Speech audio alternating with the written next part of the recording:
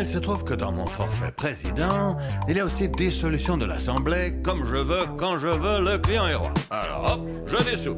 Pourquoi? Parce que j'y ai droit. C'est dans mon forfait. Alors après, il me reste couvre-feu et guerre mondiale. Bon, j'ai le temps, c'est quand même un forfait de 7 ans que j'ai. Bien entendu, on peut sauter sur sa chaise comme un cabri en disant l'Europe, l'Europe, l'Europe.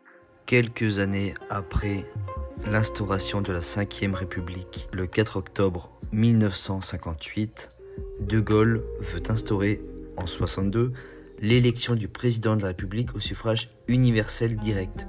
L'article 11 de la Constitution ne dit pas que tu peux modifier la Constitution, tu peux faire des référendums sur des sujets précis, mais pas pour modifier la Constitution. Le Parlement, qui est opposé au projet, il adopte une motion de censure contre le gouvernement de Georges Pompidou. Quand une motion de censure est adoptée, il faut bien comprendre, c'est l'article 50 de la Constitution, c'est pas un choix pour le gouvernement, c'est une obligation de démissionner. Et les élections qui suivent, en novembre, renforcent la position de De Gaulle. La majorité gaulliste ressort victorieuse et permettant en général de poursuivre ses réformes, tout simplement. Et c'est une victoire politique qui confirme son autorité, qui transforme durablement le paysage institutionnel français. Je ne vais pas mal, mais rassurez-vous, un jour je ne manquerai pas de mourir. Là, on va mourir pour cette année-là, puisqu'en 68, la France elle est secouée par les événements de mai. Les manifestations étudiantes, les grèves générales et le climat insurrectionnel plongent le pays dans une crise mais tellement profonde que face à cette paralysie, De Gaulle, il n'a pas le choix de reprendre la main en dissolvant à nouveau l'Assemblée le 30 mai 1968. Qu'est-ce que ça fait? Eh bien, ça provoque des élections législatives et ces élections, en 2 juin, sont tellement un succès retentissant pour le pouvoir en place que la droite gaulliste, elle obtient une majorité écrasante et qui marque un retour à l'ordre et une fin symbolique des espoirs révolutionnaires du printemps. Je mesure le poids de l'histoire, sa rigueur, sa grandeur. Après 7 années de Valéry Giscard d'Estaing, alias VGE, nous avons un homme qui se promet comme le président du changement, des réformes, de la nouveauté.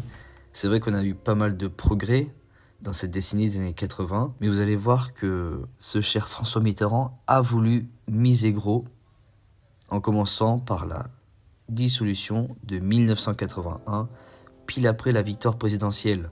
Et c'est ainsi que ce 10 mai 1981... 5, 4, 3, 2, 1... François Mitterrand est élu président de la République. Par contre, l'Assemblée nationale, quand il arrive, elle est majoritairement à droite. Qu'est-ce qu'il décide? Il est sous l'Assemblée le 22 mai pour pouvoir s'assurer une majorité parlementaire cohérente avec son projet. J'ai signé, voici quelques instants, le décret prononçant la dissolution de l'Assemblée nationale. Après avoir fait un septennat, le président Mitterrand, il a envie de recommencer la partie. Donc il se représente, il est réélu. Par contre, là, il a besoin d'une majorité claire à l'Assemblée. Il décide de dissoudre le 14 mai 88 pour avoir une nouvelle majorité un peu plus stable, sachant que les élections législatives, elles se font toutes les 5 ans. Et depuis 86, entre 81 et 86, l'Assemblée était de gauche. Et là... Comme redouté par Mitterrand, la gauche perd les élections législatives de 86 au profit de la droite. Le gouvernement de Laurent Fabius doit partir et Mitterrand est obligé d'accepter un gouvernement de droite. C'est la première cohabitation de la Ve République. Je voulais dissoudre l'Assemblée, j'ai dissous la droite. Oh putain, quel camp, mais quel camp! Pour comprendre cette dissolution qui a été assez spéciale, revenons quelques années avant, en 1993. Il faut savoir qu'à cette époque, François Mitterrand était président depuis bientôt 14 ans. Il lui restait juste 2 ans pour son 2e septennat. Son parti et lui étaient fatigués, usés, à court d'idées. Il avait changé plusieurs fois de Premier ministre. Il avait essayé de faire plein de réformes. Ça ne marchait pas forcément aux yeux de l'opinion publique. Donc, c'est tout naturellement, entre guillemets, que la droite a gagné ces élections législatives. À l'époque, on avait très peu d'extrêmes, et c'était principalement soit la gauche modérée, le Parti Socialiste, soit on va dire l'UDR, c'est-à-dire un peu le centre droit, et puis on avait le RPR, le Rassemblement pour la République. avec comme président Jacques Chirac. Et donc c'était soit l'un, soit l'autre techniquement. Et donc, il a déjà été Premier ministre, Jacques Chirac. Il était Premier ministre, il a occupé plein de postes de ministre, et il sent que 95 arrive. Après 81, loupé. 88, loupé. Il n'a pas envie de louper 1995. Et là, la question, c'est comment faire pour ne pas être Premier ministre, mais avoir ma place pour dans 2 ans.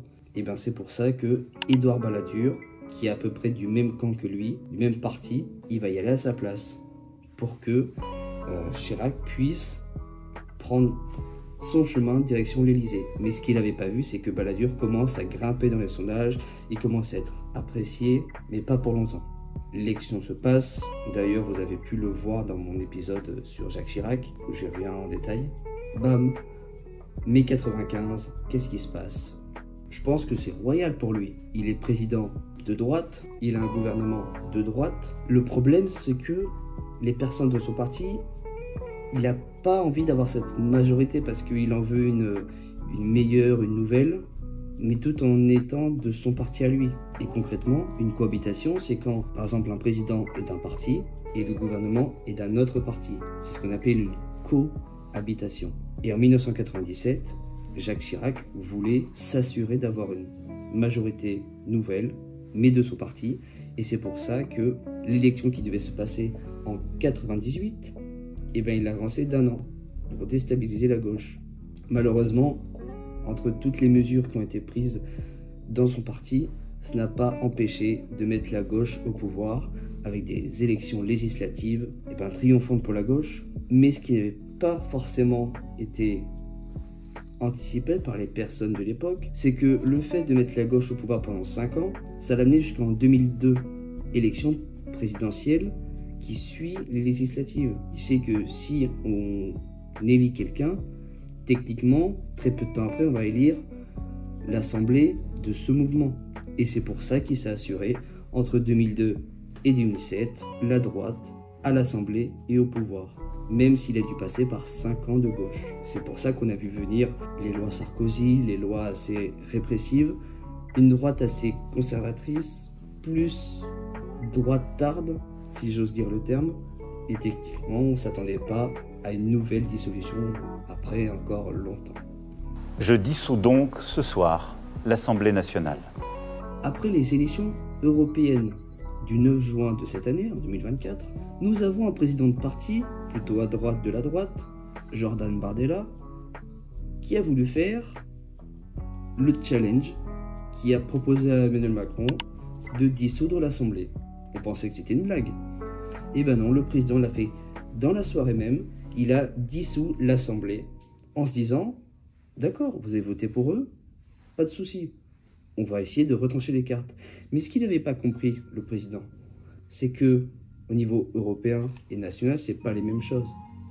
Et lui, il a voulu mettre les conséquences des élections européennes à l'échelle du pays.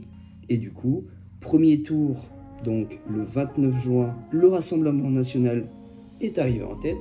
Là, ça a fait peur à tout le monde. Tout le monde s'inquiétait, ça y est, ils sont au bord du pouvoir, c'est la fin du monde. Le centre, donc le parti d'Emmanuel Macron, le centre droit et la gauche se sont dit on va se mettre ensemble, même si 2 secondes avant ils ne s'aimaient pas, ils se mettent ensemble. Ça a créé un bazar immense, sachant que ce jeudi-là, ce jeudi 18 septembre, nous étions à 102 jours sans gouvernement. 102 jours. Tout l'été a été sans gouvernement. Et pour en revenir du coup à ce deuxième tour, après un premier tour assez de droite, et ben on a eu une assemblée fracturée en 3 parties. Et c'est là que ça a été le début d'une ère ingouvernable. Puisque un tiers de gauche, un tiers de droite, un tiers de droite. Comment voulez-vous gouverner? Comment voulez-vous que ça marche?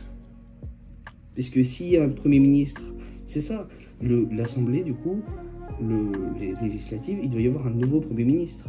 Et bien là, c'était le problème, puisque si on met quelqu'un du Rassemblement national, ben le centre et la gauche vont l'enlever, du coup on va refaire un nouveau Premier ministre. Si c'est de la gauche, et ben il y a le centre droit et la droite qui vont dire non. Et si c'est le centre, il y a la gauche et la droite qui vont dire non.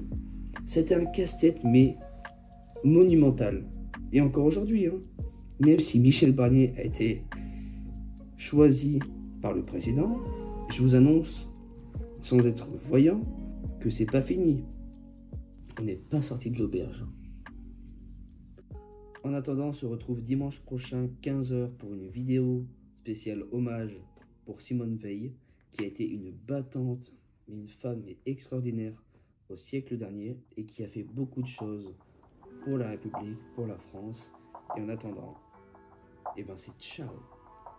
C'est pas ça pour me faire plaisir quand même. Je le pense. La victoire de la gauche, c'est un peu la vôtre, monsieur le président. Mais il a raison, Darvard. Il a raison.